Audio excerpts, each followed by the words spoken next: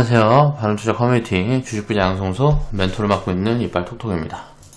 일단 시황 흐름을 좀 보면 미증시가 좀 이제 밀린 흐름이 나왔었고, 여기서 이제 이슈가 좀 있었는데 미국에서 이제 뭐 존슨앤존스랑 그 뭐 엘라일인가 뭔가 이게 치료제 그리고 백신. 자, 코로나 치료제 백신 기업들 중에 부작용이 뭐 발생해서 임상을 중단했다, 뭐 이런 이슈들이 이제 뭐 좀 있고 했어요. 그런데 이런 것들을 보면 이제 그러니까 지금 미증시가 좀 이제 빠지고 있는 이유들은 보면 이제 뭐 부양책에 대한 추가 부양책이 미 대선이 끝나기 전에는 나오기가 어렵다 라는 부분들에 대한 스탠스가 잡히면서 그런 어떤 시그널들을 정책 뭐 입안자라 그래야 되나? 그쪽에서 정치인들이 자꾸 뭐 발표를 하고 뭐하고 하다 보니까 이제 그런 부분들에서 이제 노이즈 요인들이 이제 뭐 부각되는 그런 흐름이라고 보면 되고, 그냥 밸류 부담이 있으니까 노이즈 요인을 만드는 거라고 보면 될 것 같고요. 이 백신이라든가 치료제 부작용 이슈를 막 되게 크게 다루고 막 하는데, 우리가 한번 생각을 해볼게. 저는 이제 개인적으로는 이건 뭐 당연한 거라고 생각을 하거든요. 글로벌리 우리가 지금 백신이나 치료제를 지금 개발하고 있는 기업이 수백 개 될 거란 말이에요. 수백 개, 수천 개 되겠죠. 이 기업들 중에서 이런 뭐 몇 개의 기업들은 당연히 다 물질이라든가 이런 것들이 다 다르겠죠. 임상을 진행을 하고 있는 그 치료제 후보 물질, 또 뭐 백신 후보 물질들이 다 다를 거란 말이에요. 그럼 그런 부분에서 당연히 약효가 없고 부작용이 발생하는 기업들이 나올 가능성도 있겠죠. 그러니까 임상 3상에서 대규모 환자를 모집을 해서 진행을 하다 보면, 그러니까 그런 부분들은 당연히 이게 약이 만들어지는 과정에서 나올 수 있는, 자, 이건 당연한 부분들이다라는 거죠. 그러니까 사실 저는 개인적으로 노이즈라고 생각하지도 않아요. 다만 이거는 이제 코로나 테마라는 게 전 세계적으로 백신이고 치료제 기업들이고 뭐 말도 안 되는 급등을 해놓고 막 이런 기업들이 굉장히 많기 때문에 센티 악화가 만들어지게 되면, 자, 이 관련된 바이오 기업들은 이제 폭락이 올 수가 있겠죠. 그렇게 되면 이게 전체 흐름으로 확산이 되는지 좀 봐야 될 것 같아요. 바이오 전체 흐름으로. 그럼 전체 흐름으로 이제 확산이 돼서 시장 센티가 안 좋게 되면 너도 팔고 나도 팔고 뭐 이런 흐름들이 만들어지게 되면, 자, 헬스케어 섹터를 또 이제 비중을 늘려볼 수 있는 이제 좋은 포인트라고 보고 있어요. 그래서 이런 부분들이 만들어지면 뭐 이제 관련 기업들이 많이 빠진다 그래서 뭐 겁먹고 뭐하고 할 필요가 없다, 그런 이야기를 이제 하고 싶었던 거고요. 이제 이런 부분들이 이제 반영되고 하면서 우리 증시도 많이 빠지는데, 우리나라 증시는 미국이랑은 좀 흐름이 다릅니다. 한국 같은 경우는. 자, 빅히트 센터가 상장을 했어요. 자, 빅히트는 보니까 밸류가 뭐 100배가 넘더라고요. 뭐 한 700억 뭐 이렇게 버는데 지금 뭐 11조? 110조야? 11조야? 11조구나. 11조 이렇게 되니까 뭐 퍼 기준으로 보면 거의 뭐 150배가 넘어가는, 뭐 제가 생각했을 땐 말도 안 되는 거죠. 그래서 지금 이게 상장이 되면서 엔터주들이 다 많이 빠지고 있는데, 엔터가 지금 평균 밸류가 뭐 2년 후 실적 뭐 이렇게 반영을 해서 보면 올해 걸로 보면 한 3, 40배 될 거예요. 2년 후 거 보면은 한 20배 수준에 있기 때문에 크게 부담되는 구간은 아니라고 생각을 해요. 그러니까 이런 부분들은 뭐냐면, 이제 엔터 기업들 같은 경우는 이제 아티스트가 하나 딱 터지면 신약처럼 이제 대박의 가능성들이 항상 있는 부분들이고, 그래서 이제 밸류를 많이 받는 거거든요. 그리고 또 다른 부분들을 보면 이제 수익에 대한 포트폴리오가 굉장히 크게 확장되는 부분들이 보여요. 그러니까 언택트라든가 온라인 쪽으로 이제 엮이는 흐름들이 보이기 때문에, 그래서 관련 기업들이 뭐 조정이 많이 나오고 하게 되면 빅히트가 이제 밸류가 이렇게 부담이 되면 많이 빠질 수 있을 것 같거든요. 거기다 또 이제 BTS의 뭐라 그래야 돼? 그 BTS 뭐라 그래야 돼? 군대 문제, 요런 분들이 또 이제 부각이 되고 뭐하고 하면 포트폴리오가 거의 한 7, 80% 이상은, 지금 80% 이상은 BTS에 이제 몰려있는 수익 구조이기 때문에 그런 부분들이 이제 부각이 되고 뭐하고 하면 주가는 뭐 진짜 빅히트 같은 경우는, 그러니까 지금 자리에서 예를 들어서 한 70% 빠진다 그래도 뭐 한 20, 30배 되는 거니까 정말 많이 비싼 구간이다 라고 생각을 하고 있는 거죠. 그런데 그렇게 빠지게 되면 빅히트가 어떻게 보면 이제 엔터 기업들 중에서는 이제 주도주 라고 볼 수 있는 부분들이니까 당연히 다른 기업들도 같이 빠질 가능성들이 높겠죠. 그럼 빅히트 말고 다른 엔터 기업들에 또 이제 좋은 기회가 이제 될 수 있을 것 같아요. 오늘은 이제 하락폭이 굉장히 크게 들어오는 쪽이 자, 요런 이슈를 갖고 미리 올라갔던 그런 종목들에서 이제 물량들이 많이 나오면서 투매가 좀 진행이 되고 있는 것 같고요. 시장이 본격적으로 하락 시그널이다 라고 저는 이제 생각을 하고 있는 부분들은 뭐냐면, 하락 시그널이 아직 안 보인다라고 생각하는 게 뭐냐면, 기존 주도 섹터가, 기존에 있는 주도 섹터는 이제 뭐 언택트 있을 거고요. 대표적인 게 뭐 카카오, 네이버, 뭐 등등등 중소형주 있었겠죠. 그리고 뭐 코로나 테마. 자, 코로나 테마에서는 이제 트리거가 나왔죠. 자, 하락에 대한 트리거가 나왔어요. 뭐 백신 뭐 등등 해서 치료제니 뭐 해가지고 그런 부분들이 입혀지는 부분들이 보여지고 뭐 하게 되면 이거는 뭐 그러니까 한 신풍제약 이런 게 마이너스 20% 이상 이렇게 뭐 폭락이 나오고 연속적으로 나오는 흐름들이 하루로는 좀 애매하고요. 한 이틀 뭐 이렇게 연속적으로 나오는 흐름들이 보여주고 하게 되면 시장은 그때 굉장히 많이 빠질 수 있을 것 같아요. 그러니까 전체적으로 어떤 특정 한 종목만 빠지는 게 아니고 코로나라는 테마로 붙어있는 이슈가 붙어있는 기업들이 전체적으로 뭐 마이너스 20% 30% 이런 폭락들이 나오는 흐름들이 보여지게 되면 그때부터 이제 주어야 될 그런 포인트라고 보고 있는 거죠. 언택트 쪽도 마찬가지고 2차전지 쪽도 마찬가지인데 2차전지라든가 언택트 쪽은 그 정도의 폭락은 좀 나오기 힘들지 않냐라고 개인적으로 생각하고 있어요. 그러니까 장기적으로 모멘텀들이 잡혀있는 부분들이고 2차전지 섹터는 사실 지금 많이 비싸다는 생각이 안 들어요. 언택트 쪽은 사실 비싸다는 생각이 들어요. 그런데 2차전지 쪽은 또 이제 많이 비싸다는 생각이 안 들기 때문에 요런 부분들은 이제 좀 체크를 해봐야 될 것 같아요. 그래서 폭락에 대한 트리거가 기존 주도 섹터에서 만들어지게 되면 그때부터가 이제 본격적으로 하락 조정의 시그널이다 라고 보면 될 것 같은데, 이 시그널이 나오는 시점에서 얼마 머지 않은 기간부터 이제 주식 비중을 많이 늘려야 되는 포인트라고 보고 있는 거죠. 언택트 관련 기업들은 뭐 아무튼간 그렇게 보면 될 것 같고요. 언택트 관련 기업들도 이제 후발주나 뭐 이런 쪽들이 이제 카카오나 이런 종목들이 좀 조정을 좀 크게 받았다가 반등이 나오는 포지션이 오게 되면 후발주나 뭐 이런 쪽들에서 이제 많이 올라갈 수 있는 포인트들이 나올 것 같아서 단기적으로는 또 테마 관점의 포인트들은 나올 것 같아요. 아직 이 관련된 엮여있는 빅데이터 기업들 중에서도 그렇게 밸류 부담이 있지 않은 기업들이 아직 많이 있기 때문에 이런 기회들을 단기적인 기회들을 이제 리밸런스 포지션을 취해가면서 장기적인 포인트를 봐야 되는 거죠. 자, 장기적인 포인트는 얘네들 빼고 다른 걸 봐야 된다라는 거예요. 그러면 기존에 이제 많이 올라왔던 이제 이런 쪽 빼고 다른 쪽에서 장기 포지션이 이제 시작되는 포인트가 어디가 있을까? 라는 걸 좀 찾아보면 좋은 기회를 이번 조정이 만약에 좀 진행이 되게 되면 좋은 기회를 또 잡을 수 있지 않을까라고 이제 생각을 하고요. 자, 오늘 주제는 2020년 10월 15일 이제 목요일날 이제 제작을 했던 영상이고요. 그러니까 오늘 이제 제작을 한 거죠. 그리고 아바코 114% 이제 수익 인증 해주신 회원분들이 계셔서 이 부분에 대한 내용들을 좀 볼 건데, 오늘 해보고 싶은 이야기는 디스플레이 쪽의 산업이에요. 자, 디스플레이 산업이 굉장히 힘들었죠. 자, LCD가 이게 이제 사양 산업으로 가면서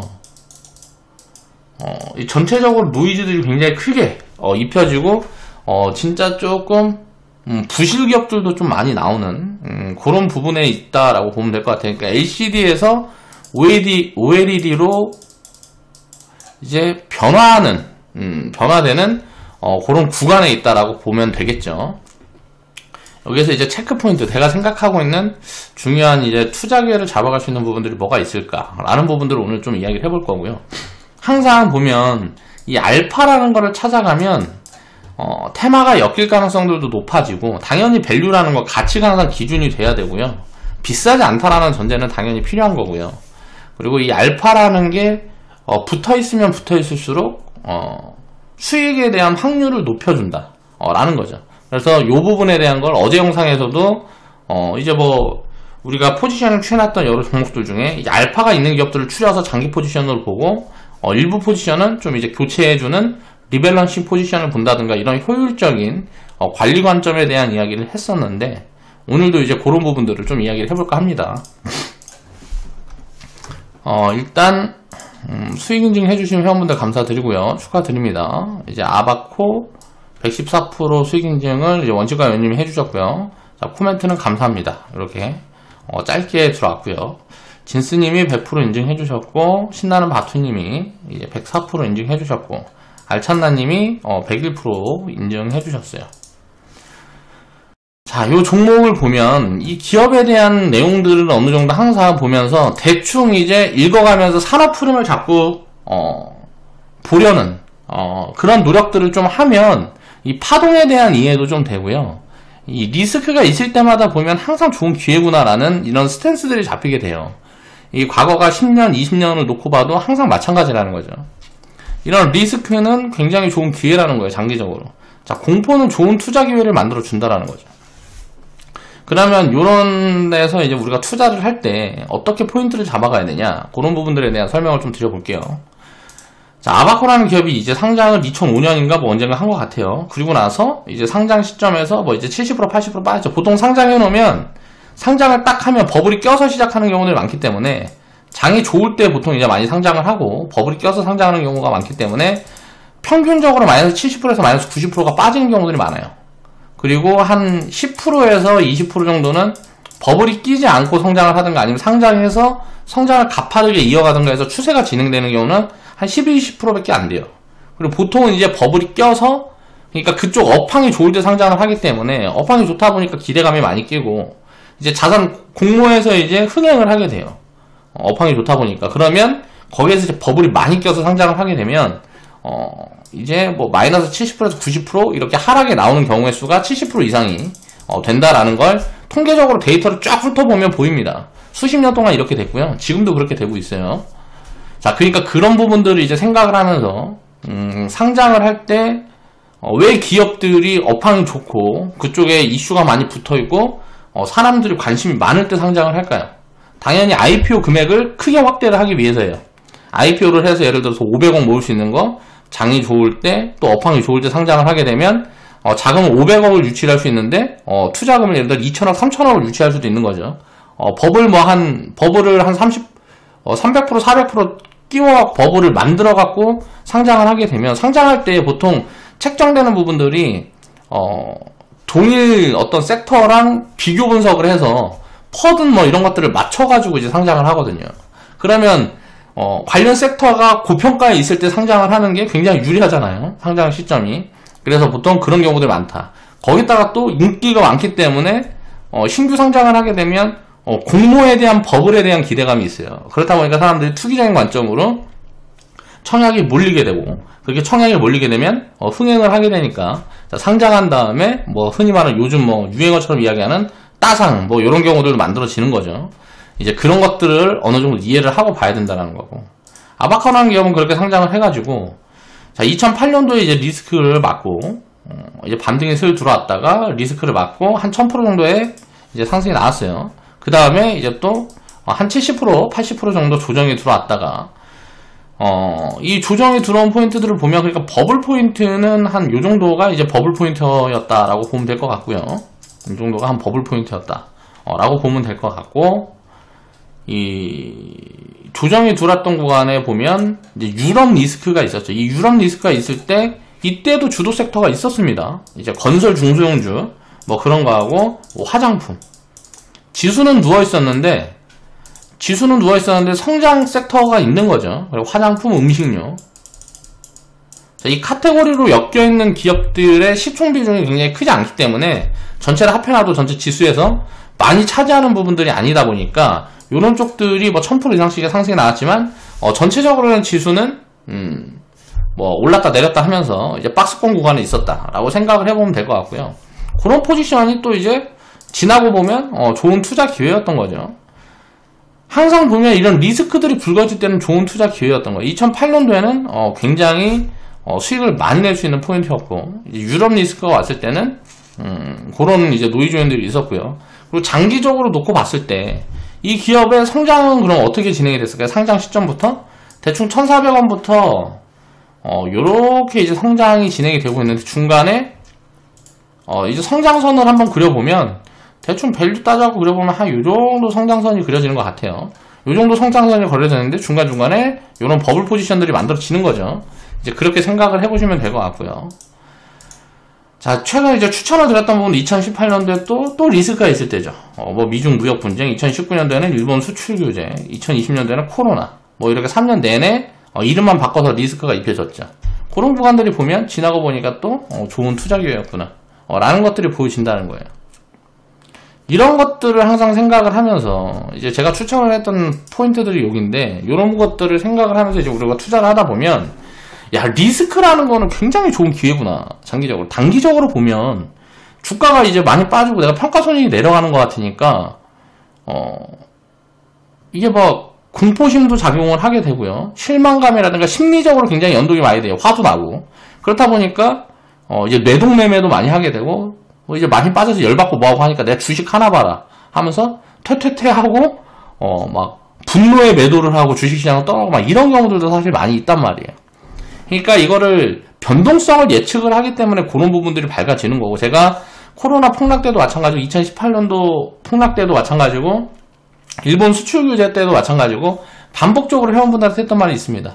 자, 눈에 안 보이는 장기 수익률은 지금 쌓여가고 있는 거다.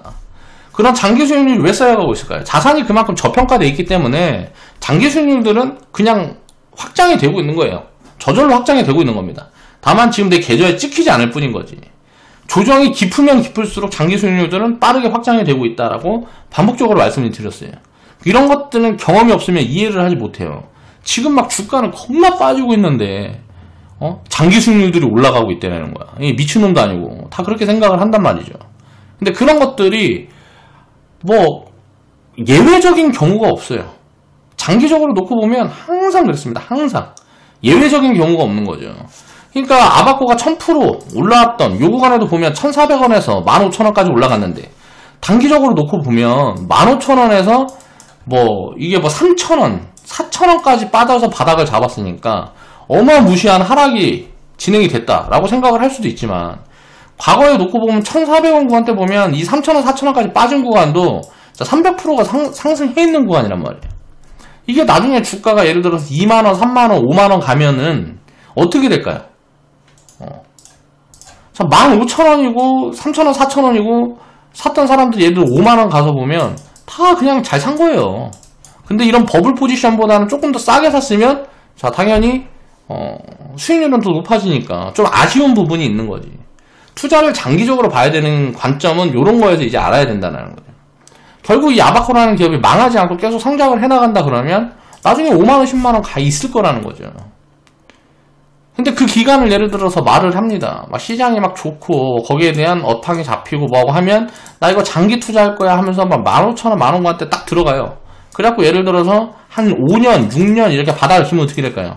마이너스 50%에서 마이너스 70% 마이너스 90%가 왔다 갔다 하면서 여기에서 계속 머물러서 5, 6년 있으면, 자, 이건 장기 투자를 한다고 직권을 한 다음에 여기 어디서 다 판다고.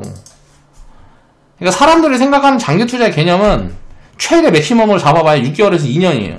근데 사실 6개월에서 2년이라는 게 단기 포지션이에요. 제가 리딩하면서 회원분들한테 이제 포지션 정리를 해드리는 거는 보통 3개월에서 한 3년 정도의 단기, 중기, 중단기 정도의 포지션 대응을 하는 거예요. 아직 회원분들이 진짜 장기 포지션을 취해갈 만한 그릇들이 만들어지지 않았다라고 생각을 해서 그런 거죠.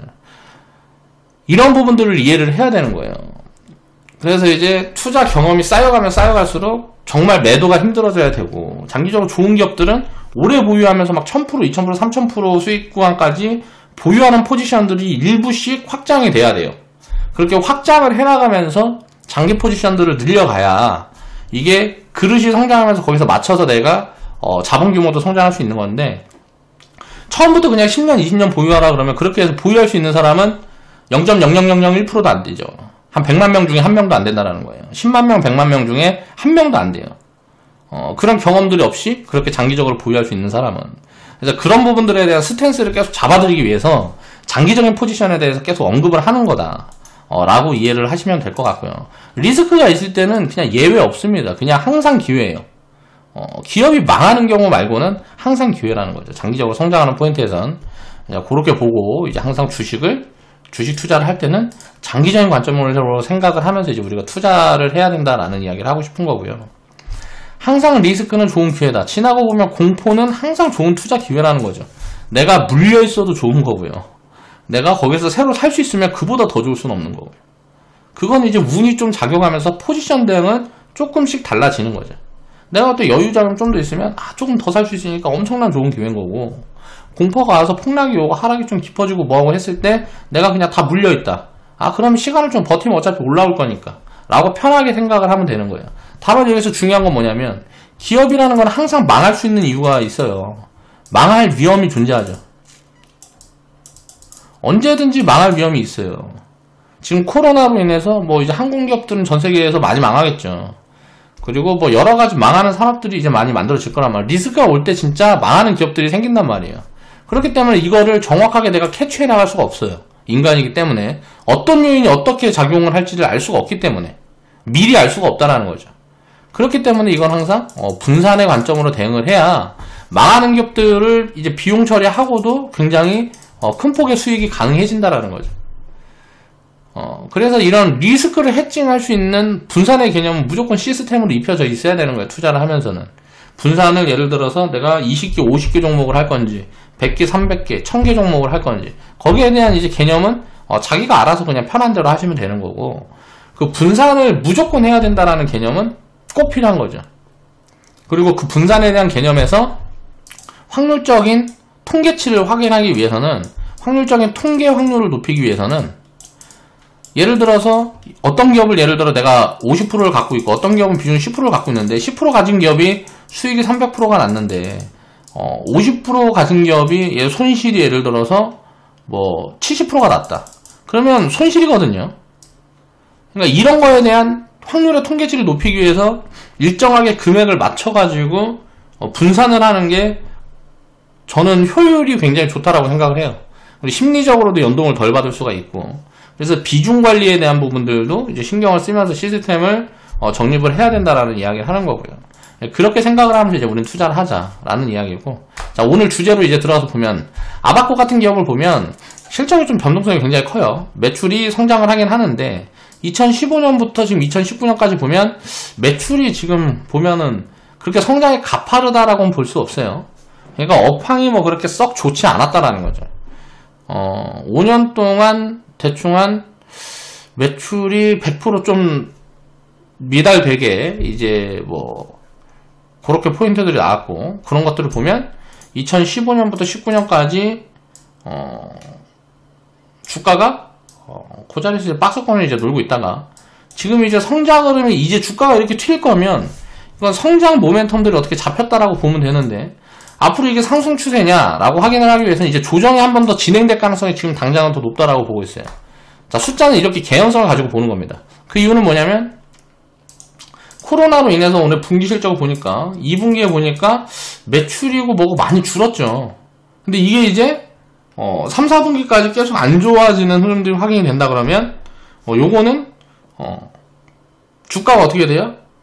뭐 미래 뭐 몇 년 후의 미래를 미리 선반영을 했다라고 볼 수가 있는 거죠. 그렇게 되면 한 번에 이제 눌림 조정이 나올 거고 그 다음에 이제 턴어라운드가 확인이 되고 업사이드가 계속 찍히는 진짜 성장 모멘텀들이 잡히게 되면 그때부터는 또 좋은 기회가 올 거라는 거예요.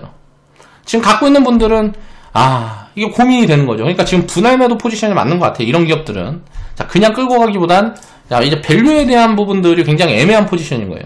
시총이 한 1600억 정도 되는데 2018년을 기준으로 보면 한 250억 정도 순이익을 찍혔으니까 대충 뭐 영업이익이랑 괴리율 뭐 이거 따져갖고 일회성 빼고 뭐하고 하면 대충 200억 정도 보면 될 것 같아요. 그러면 시총이 한 2천억 3천억 정도 이제 왔다 갔다 보면 될 것 같은데 이쪽 업황이 그렇게 뭐 썩 좋진 않으니까 대충 뭐 1,500억 2천억까지도 인정해 줄 수 있을 것 같아요. 근데 지금 현재는 이익이 계속 줄고 있는데 주가가 이렇게 올라와갖고 시가총액을 요만큼 만들어놨다는 거예요. 그러니까 제가 추천해드렸던 2018년도부터는 밸류 체크를 해봤을 때 부담이 없는 구간이었어요. 그런데 지금은 이제 노이즈가 입혀져서 오히려 여기에서는 굉장히 좋은 구간이었는데 굉장히 좋아지고 있는데 주가가 밑 빠진 거죠. 안 좋아질 걸 반영해서 빠졌다라고 보면 되는 거고 지금은 시장은 굉장히 안 좋은데 주가는 올라가요. 거꾸로 가잖아요. 그래서 미래에 좋아질 걸 반영해서 주가가 올라가는 거란 말이에요.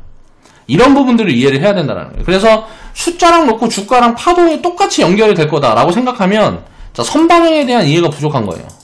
주가는 항상 미래 가치를 땡겨와서 선반영을 한단 말이에요. 안 좋아질 것 같으면 미리 빠지고 좋아질 것 같으면 미리 올라가고 이런 경우도 굉장히 많고 또 시장에 따라서 왜곡 흐름들이 항상 만들어지고 가기 때문에 주가와 숫자를 항상 함께 보면서 운영을 하면 안 돼요. 숫자를 보는 이유는 나중에 여기까지 갈 거다. 라는 거죠. 이 실적이라든가 이 기업의 성장이 유지가 된다 그러면 그런 포인트를 보면 될 것 같고요. 보면 자본이랑 이제 부채를 보면 부채 비율이 그렇게 높지 않죠. 부채도 많이 없고, 그럼 이 기업은 뭘 하고 있을까? 를 놓고 보면 계속 어때요?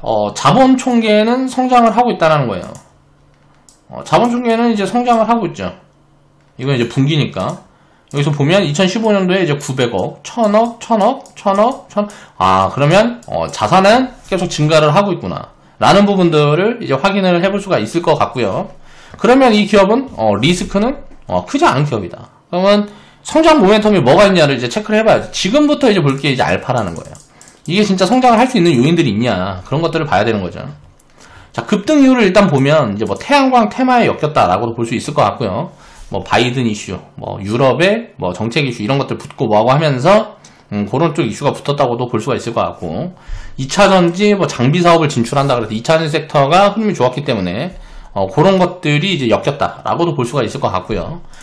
자, 뭐 어떤 이유로 상승을 했는지 그런 거는 사실 중요하지가 않아요. 우리한테 중요한 건 항상 기준이 중요한 건데, 이거는 가치를 측정해봐야 되는 부분들이고, 나머지 이슈들은 어때요?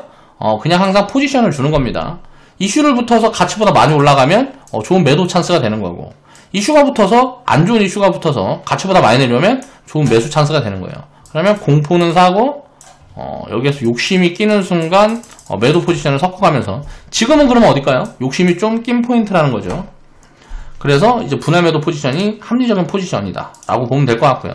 장기적인 성장 모멘텀을 보면 기업의 이제 사업을 하는 그 포트폴리오를 보면, 자, OLED, 태양광 부품, 2차전지 장비 이쪽을 하고 있는데, 태양광 부품 쪽을 보면 이게 LCD 부품이라고 그래야 되나?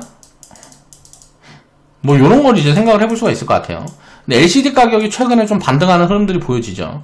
자, 여기에서 이제 우리가 시그널을 잡아보는 거예요. 투자 아이디어를 우리가 생각을 해볼 때, LCD 산업은 이제 중국의 독점 구조입니다. 이건 이제 중국이 독점 구조로 간다고 보면 돼요. 자, 우리가 OLED를 앞으로 미래 산업에서 이제 선호하고 이게 신산업이라고 보고 있는 건 뭐예요?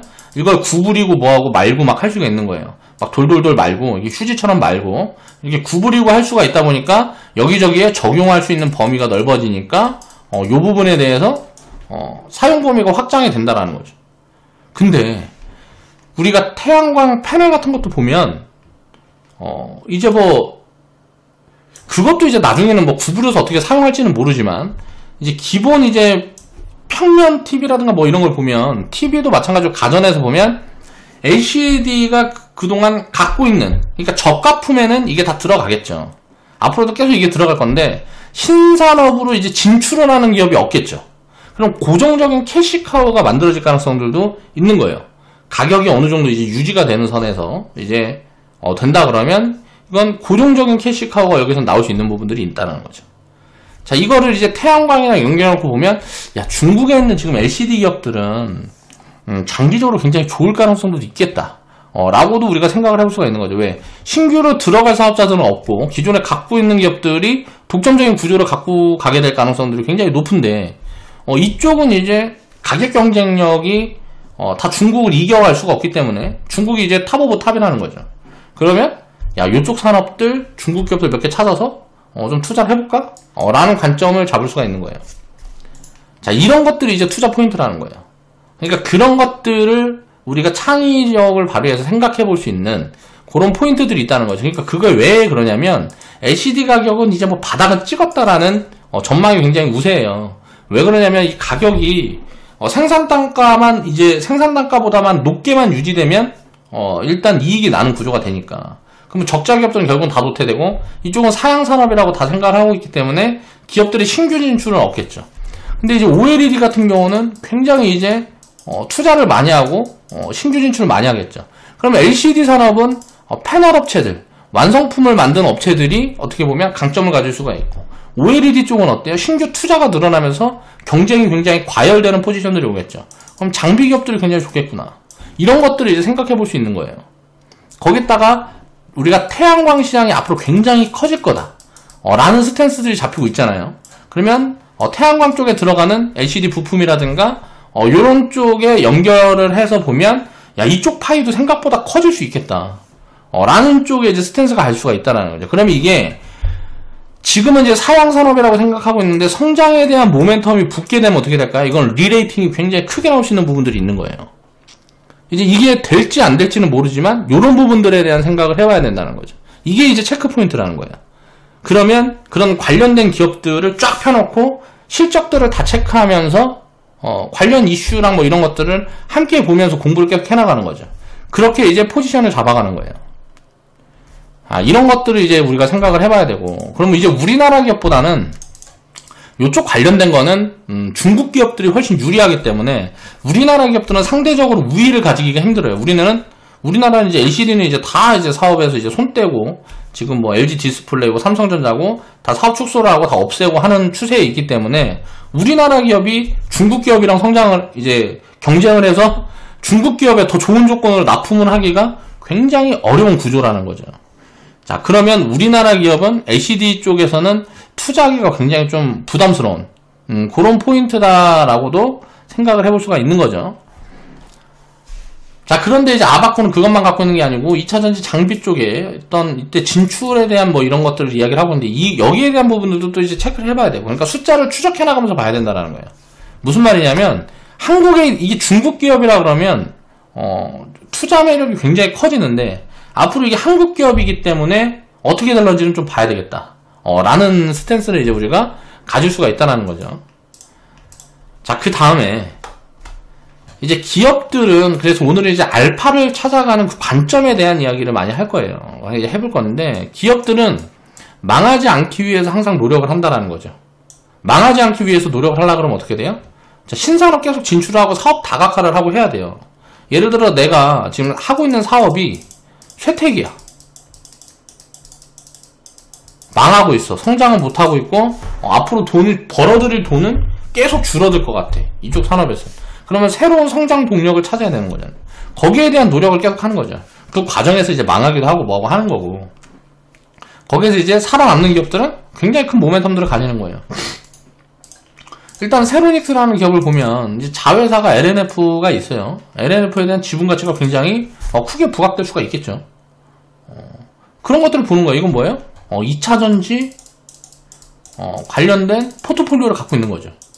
자, 이런 포트폴리오를 갖고 있는데 굉장히 저평가, 이 포트폴리오랑 비교를 했을 때는 굉장히 저평가되어 있는 종목들이 디스플레이 쪽에는 많아요. 그런 기업들이 찾아나가는 게 좋은 체크 포인트가 될 수 있을까. 그러니까 2차전지 산업은 굉장히 좋은데 디스플레이 업황이 굉장히 안 좋기 때문에 디스플레이 사업을 본 사업으로 갖고 있는 기업들은 이제 부사업으로 갖고 있는, 요즘 부캐라는 말이 많이 유행하던데, 부가적으로 갖고 있는 사업이 본업의 가치를 훨씬 뛰어넘는 성장을 만들어준 경우가 많아요. 근데 그런 부분에 대한 이제 뭐 밸류가 반영이 되지 않은 기업들이 굉장히 많다는 거죠.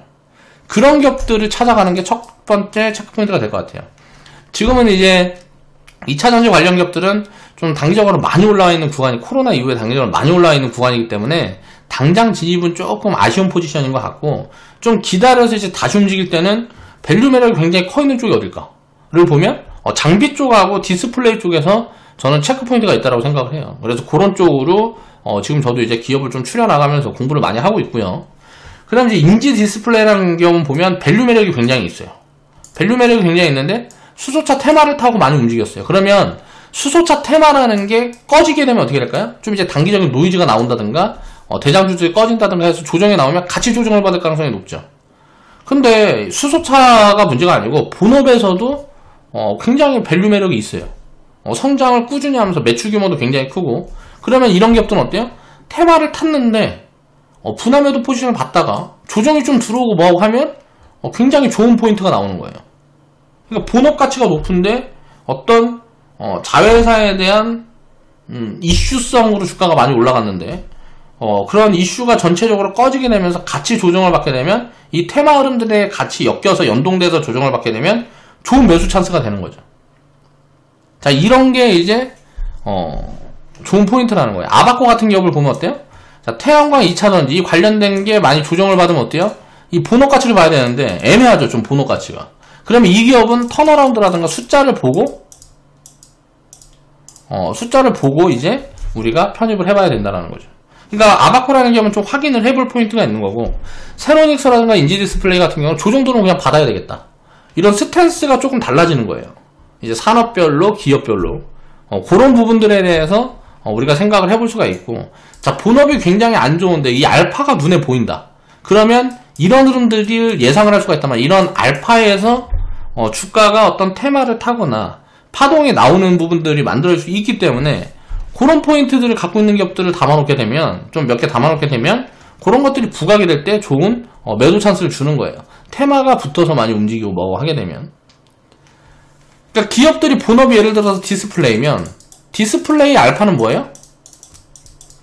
디스플레이 알파는 뭐예요? 디스플레이 산업 말고 다른 사업부를 가진 그런 것들을 보는 거죠. 예를 들어서 자회사라든가 뭐 등등등. 두산 보면 두산중공업이 굉장히 안 좋아도 어때요? 자회사는 굉장히 좋은 거죠. 뭐 두산 피어셀, 두산 솔루스 뭐 등등등 보면 굉장히 좋잖아요. 그러면 그 알파 때문에 반영을 이제 뭐 본업이 안 좋아도 알파 때문에 그걸 상쇄해주는 부분들이 이제 가치에 입혀지는 구간들이 언젠가는 만들어진다라는 거죠. 그래서 이런 것들을 찾아나가는 것도 좋은 투자 포인트가 될 수가 있어요. 그런 부분들에 대해서 우리가 한 번씩 생각을 해봐야 되고, 오늘은 이제 그 부분에 대한 이야기를 이제 해보기 위해서 이제 이런 주제를 가지고 나왔고요. 디스플레이 산업 같은 경우 보면 지금 일단 업황이 굉장히 장기적으로 안 좋은 구간에서 살짝 턴어라운드가 보여지는 그런 업황 정도라고 보면 될 것 같은데, 이 알파에 대한 매력이 굉장히 커요. 지금 보면 OLED에 관련된 사업 포트폴리오를 갖고 있는, 이것만 이제 갖고 있는 기업들은 실적이 좋아요, 오히려. 근데 이제 LCD 쪽이 좀 이제 비중이 많은 쪽들은 굉장히 숫자가 안 지키고 뭐하고 하면 이제 턴어라운드가 나오게 되면 이쪽 먼저 이제 움직일 가능성들이 굉장히 큰 거죠. 그래서 그런 쪽에 이제 체크 포인트가 있을 것 같고, 이 부캐를 보는 거죠, 이제 부캐를. 본업 말고 부캐의 뭐 2차전지라든가, 아까 이야기했던 수소차라든가, 수소라든가, 뭐 태양광이라든가, 뭐 풍력이라든가, 뭐 등등등의 어떤 무언가 이 부캐를 갖고 있는 기업들이 있단 말이에요. 그런 기업들은 지금 본업이 굉장히 안 좋고 뭐하고 해도 뭐 부채만 크게 뭐 너무 커서 이제 뭐 부담이 되는 구간이 아닌데, 자회사 가치가 굉장히 높게 평가된다. 뭐 그런 기업들은 굉장히 좋은 투자 포인트가 될 수 있는 거예요. 그런 것들을 이제 찾아나가면서 지금 산업이 안 좋은 쪽, 업황이 안 좋은 쪽은 그런 체크 포인트를 두고 분석을 해나가다 보면 좋은 투자 기회들을 많이 만들어 준다라는 거죠. 그런 것들을 이제 생각을 하면서 이 알파를 찾아가는 작업을 이제 계속 해나가야 된다라는 거죠. 그러니까 눈에 딱 보이는 거, 알파라는 거는 눈에 안 보이는 거죠. 자, 눈에 잘 안 보이는 거예요. 숨겨져 있는 그런 부분들에 대한 이제 숨겨진 가치를 찾아나가는 작업을 하다 보면 투자 기회를 조금 더 많이 이제 만날 수 있다. 라는 부분들을 이제 오늘 좀 이야기를 해보기 위해서 이런 주제를 갖고 이야기를 해봤습니다. 자, 오늘 방송 마무리할게요.